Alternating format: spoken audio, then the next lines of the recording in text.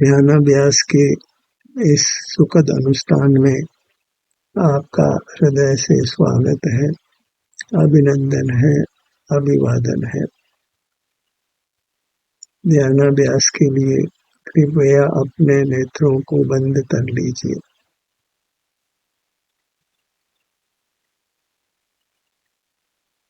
बाहर से ध्यान हटाकर अपने में निवास करिए।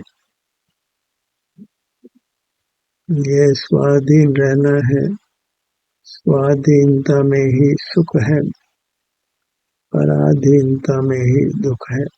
इसलिए स्वाधीन रहिए, अपने विस्तार में रहिए। यही सदा सुखी रहने का एकमात्र तरीका है।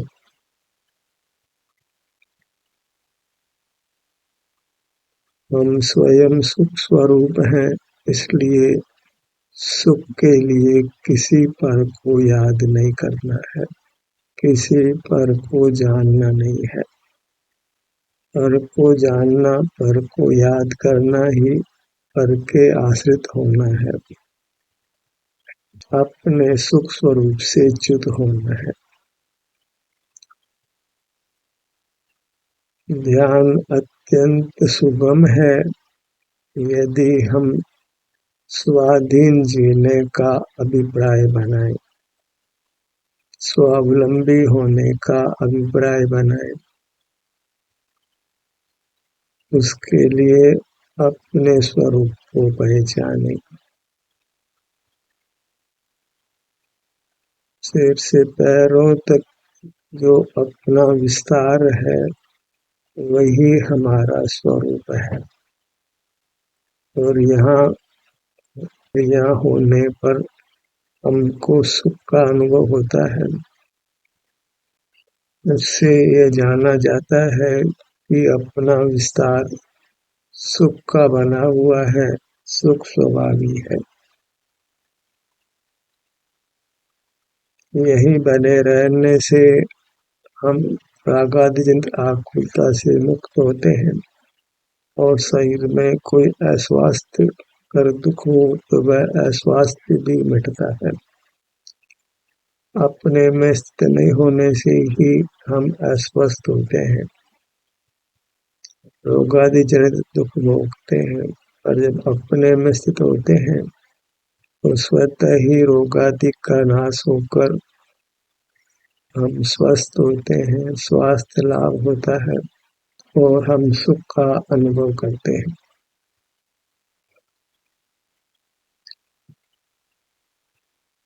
और सुख के अनुभव में किसी विकल्प की आवश्यकता नहीं, क्योंकि सुख निर्विकल्प है,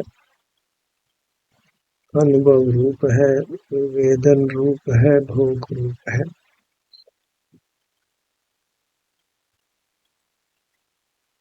सिर से पैरों तक ही बने रहना है, क्योंकि इतना ही हमारा स्वरूप है, इतना ही हमारा स्वद्रव्य है, जिसके अधीन रहकर, जिसके अनुभव रूप रहकर हम स्वाधीन रहते हैं, पराधीन नहीं होते,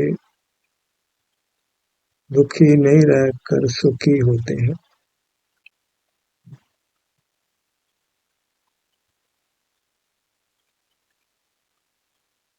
और जब बहिर्मुख नहीं होते, अपने में होते हैं, तो सहज ही अंतर यात्रा भी होती है।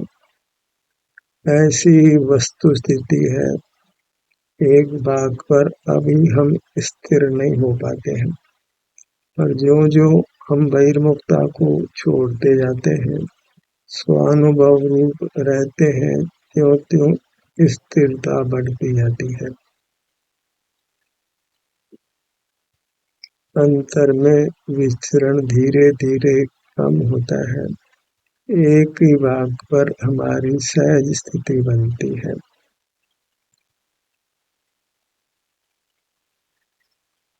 भूतकाल में क्या हुआ, भविष्य में क्या होगा, ये सब ज्ञान का व्यवसाय है जिसको हमने छोड़ना है।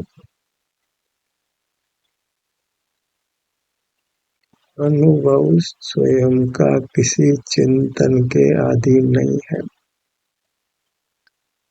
भूतकाल के स्मरण की आवश्यकता नहीं है और भविष्य की चिंता या भविष्य के संबंध में विचार की कोई आवश्यकता नहीं है। भूतकाल का स्मरण और भविष्य की चिंता हमको स्वानुभव से रोकती है।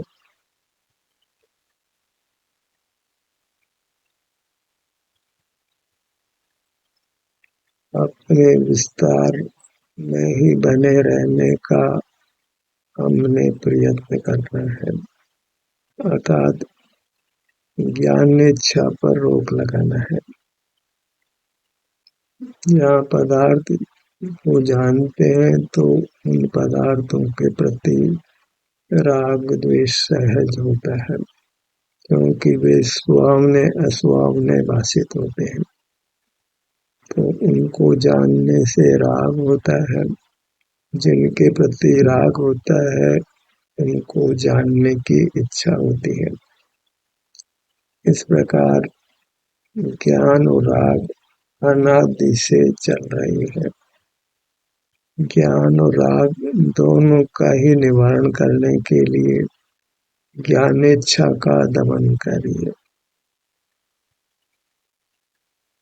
जहाँ ज्ञान की इच्छा नहीं है वहाँ फिर ज्ञान की प्रवृत्ति नहीं होती है, तो सहज ही अपने स्वरूप में स्थिति होती है। ज्ञान इच्छा का दमन किए बिना आज तक कोई जीव मुक्त नहीं हो सका है। और ज्ञान को अपना स्वभाव मान लिया जाए तो हमने पराधीनता को ही अपना स्वभाव मान लिया, तो फिर स्वाधीन होना कदापि संभव नहीं है। फिर सदा ही दुखी रहना है, सुखी होना संभव नहीं है। आपके अनुभव रूप रहने में किसी ज्ञान की आवश्यकता नहीं है, किसी पदार्थ को जानने की आवश्यकता नहीं है। ये स्वरूप के सुख का भोग ज्ञान के निरोध से होता है, ज्ञान से नहीं होता है। जहाँ ज्ञान है, पदार्थों का जानना है, वहाँ अपने सुख का भोग नहीं है। जहाँ अपने सुख का भोग है वहाँ पदार्थों का जानना नहीं है। अनादि से हम पदार्थों को जानते ही आए हैं और किसी भी आदत का निवारण करने में अति यत्न की आवश्यकता होती है। सबसे प्रथम तो उस आदत को छोड़ने की इच्छा होती है, भावना होती है, तो फिर उस आदत से हम मुक्त होते हैं।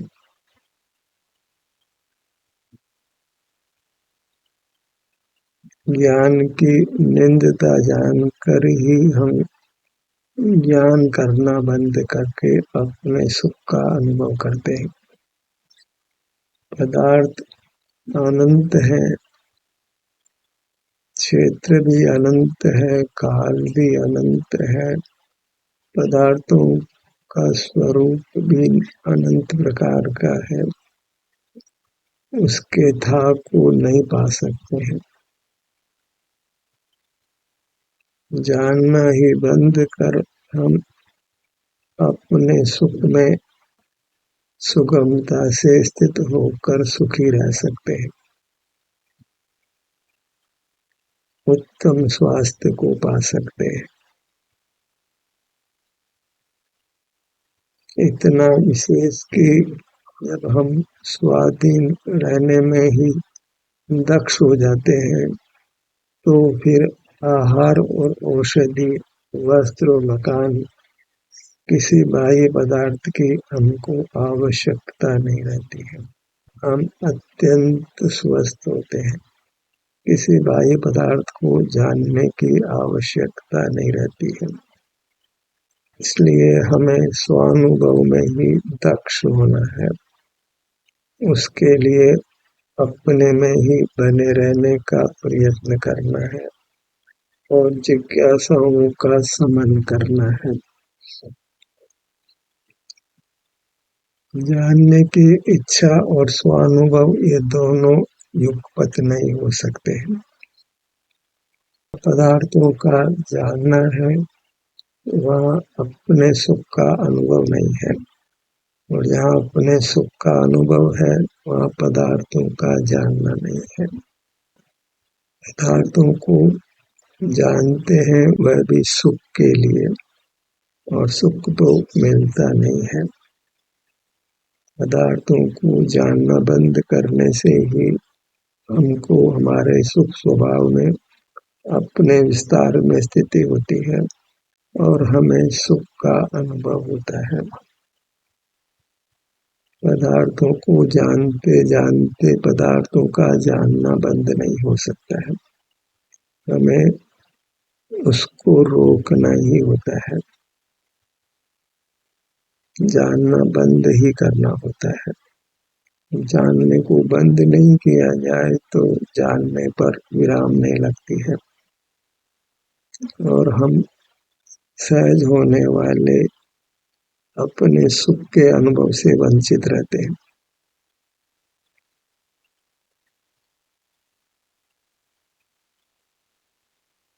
निज विस्तार, निज स्वरूप ही हमने शरणभूत मानना है। जो शरणभूत है वही आदरणीय होता है, पूज्य होता है, उसी की महिमा गाई जाती है। कोई पर पदार्थ शरणभूत नहीं होने से हमारे लिए कोई पर पदार्थ जानने, देखने, स्मरण करने, महिमा करने योग्य नहीं है। इसमें पर पदार्थ की निंदा नहीं है। पर पदार्थों को पर पदार्थों में ही रहने दो। न उनकी प्रशंसा करना है, न उनकी निंदा करना है, न उनको विषय बनाना है। अपने को अपने में रहकर सुखी रहना है।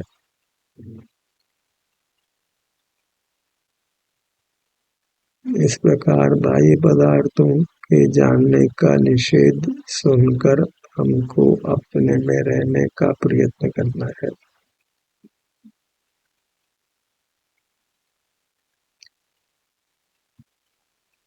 इसके लिए कोई विशेष सुझाव या निर्देश की आवश्यकता नहीं होती है, क्योंकि स्वरूप सहज साध्य है, दूर नहीं है, पराधीन नहीं है।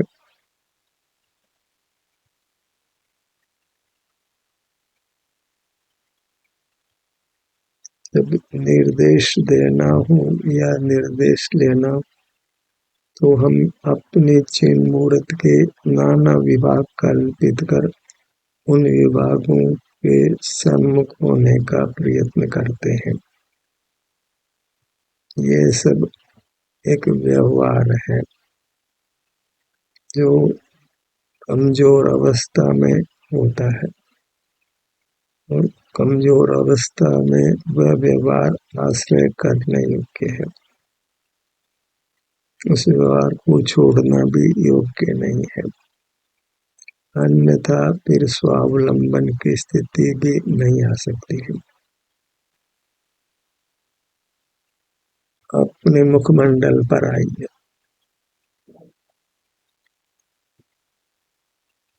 आप स्वतः आए या सुनकर आए, दोनों का फल एक ही है। आना अपने में है, अर्थात रहना अपने में है।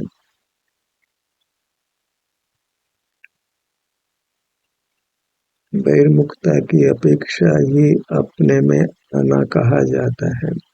अन्यथा बहिर्मुख का छोड़ने मात्र से हम अपने में होते हैं। सिर का भाग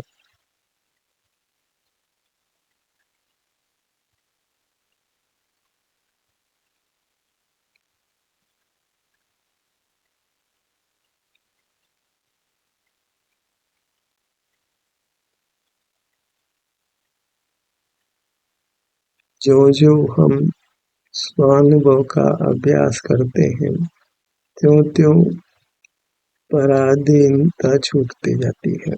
जहाँ स्वाधीनता है, वहाँ पराधीनता नहीं है। त्यों-त्यों पर पदार्थों की आवश्यकता कम होती जाती है और हमें सुखी होने के लिए पदार्थों की आवश्यकता से रहित होना है। आवश्यकता ही दुख की जननी है।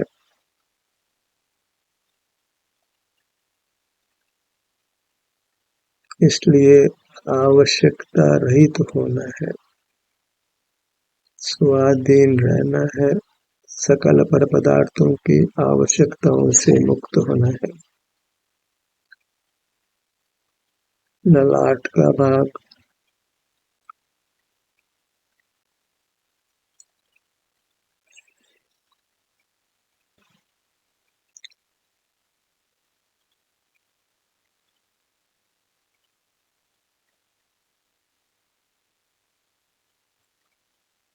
स्वानुभव के अभ्यास में जगत के साथ हमारा व्यवहार नहीं होता है।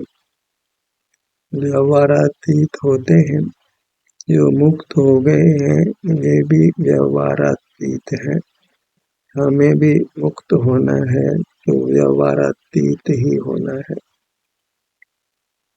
जो मुक्त जीव है वे अपने विस्तार में ही पूरी तरह स्थित है और हमको भी मुक्त होना है तो अपने विस्तार में ही स्थित रहना है और वह स्थिति सुख रूप होती है, स्वस्थ होती है, रोगादि से मुक्त होती है। वहाँ फिर कोई अंतरंग बहिरंग प्रतिकूलता नहीं होती है। दोनों भवों के मध्य भाग पर आइए।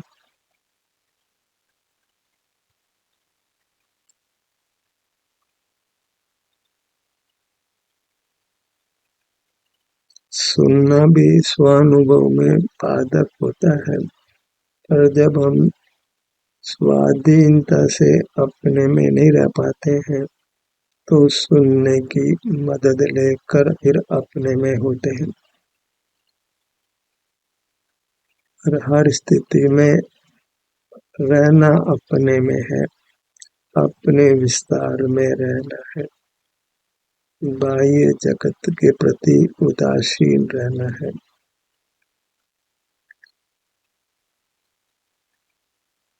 बाह्य जगत के ज्ञान से रहित होना ही स्वस्थ होना है, सुखी होना है। नेत्रों पर आइए।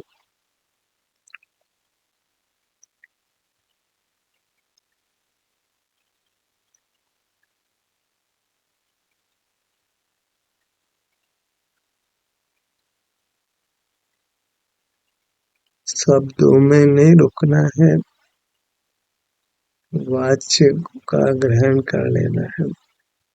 अंग के नाम को सुनकर फिर अंग में स्थित हो जाना है। इतने मात्र से हमारी स्वरूप में स्थिति होती है, हम स्वस्थ होते हैं। वेदना से मुक्त होने का भी यही उपाय है। यहाँ दो पदार्थ मिले हैं तो उसी मिश्रण में हमको प्रयोग करना है। उसी प्रयोग से ये पदार्थ अलग होते हैं। प्रगट ही हमारे में मूर्त शरीर मिला है। वह बंधन है, अशुद्धि है, और जब तक वो है तब तक मुक्ति नहीं है। उससे मुक्त होने के लिए जहाँ मूर्त शरीर है वही हमारा अमूर्त शरीर है, तो उतने से स्थान से हमको युक्त रहना है। पुरुषार्थ अपने क्षेत्र में ही होना है, अर्थात रहना अपने क्षेत्र में ही है। रहने मात्र से ही दोनों पृथक होते हैं। किसी भिन्न साधन की आवश्यकता नहीं होती है। कुछ देखने, जानने, विचार करने, बोलने, हिलने डुलने की आवश्यकता भी नहीं है। शरीर के किसी भाग का स्पर्श करने की आवश्यकता भी नहीं है। वह सब पराधीनता है और उसका फल दुख है।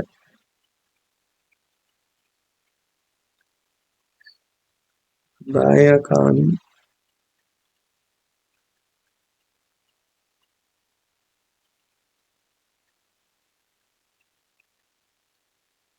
दायां कान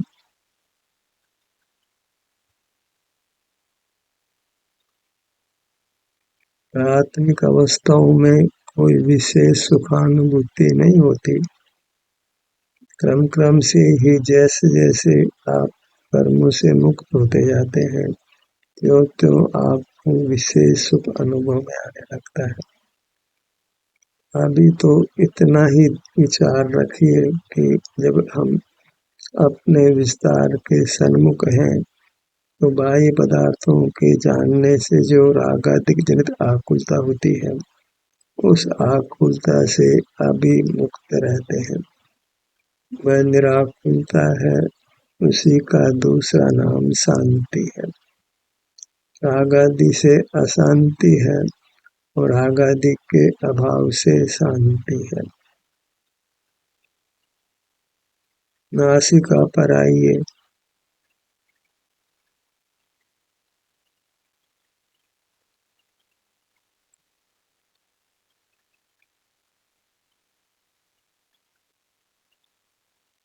सुख न श्रवण से है, सुख केवल आपके अपने में स्थित रहने से है।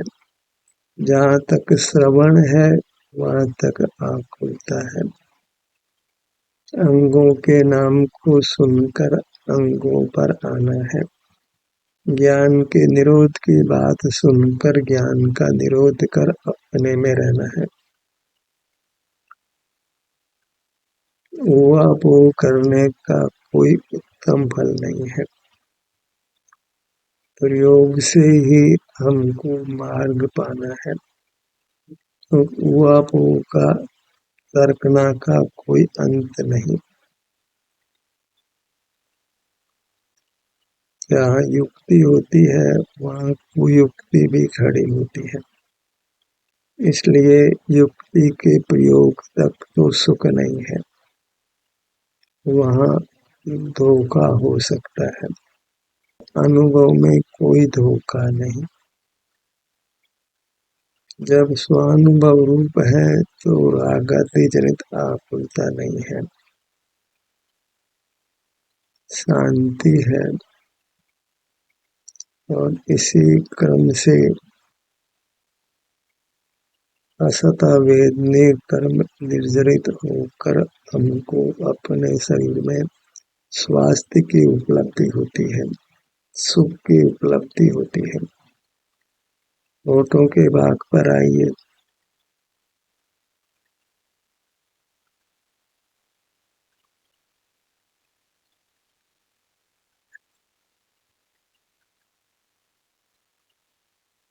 जगत की ओर नहीं देखना है। हम सुख के लिए अपने में पूर्ण है। किसी पर की किंचित भी आवश्यकता नहीं। पर को देखने जानने की आवश्यकता नहीं। जगत क्या कर रहा है, क्या नहीं कर रहा है, वह अच्छा है, बुरा है, इस विकल्प से हमको आकुलता ही होती है।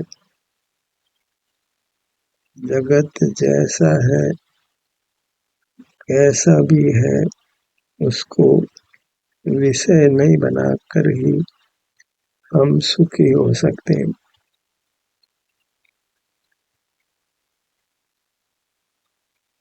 मुख के भीतर जिह्वा भाग पर आइए।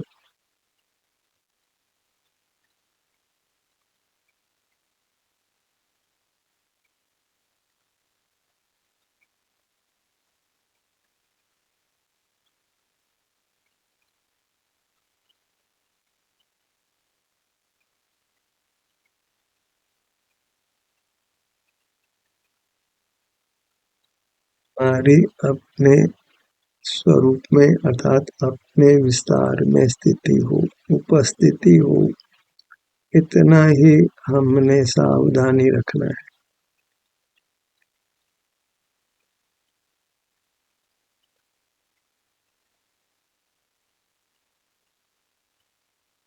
जिस किसी मुद्रा में आप अपने विस्तार से युक्त रह सकें, उस मुद्रा को अपनाइए।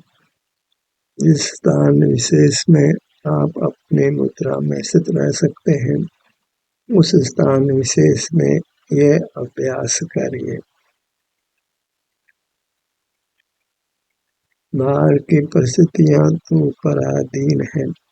जहाँ जैसे हैं, जिस मुद्रा में है, जिस स्थान में है, आपको बाहर से विरक्त होकर अपनी मुद्रा में आ जाना है। बाहर में रहने की अपरिहार्यता हो तो बीच बीच में अपने ध्यान को अपनी ओर लाते रहना है। इस प्रकार बहिरंग अंतरंग जीवन को जीना प्रारंभ करिए। धीरे धीरे बहिरंग जीवन कम होता जाता है और अंतरंग जीवन बढ़ता जाता है।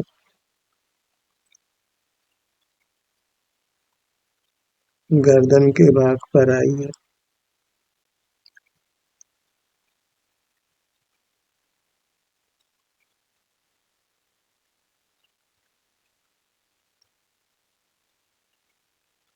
बाहर की दुनिया का कोई पार नहीं, काल का भी कोई पार नहीं, पदार्थों का भी कोई पार नहीं, पदार्थों के रूपों का भी कोई पार नहीं।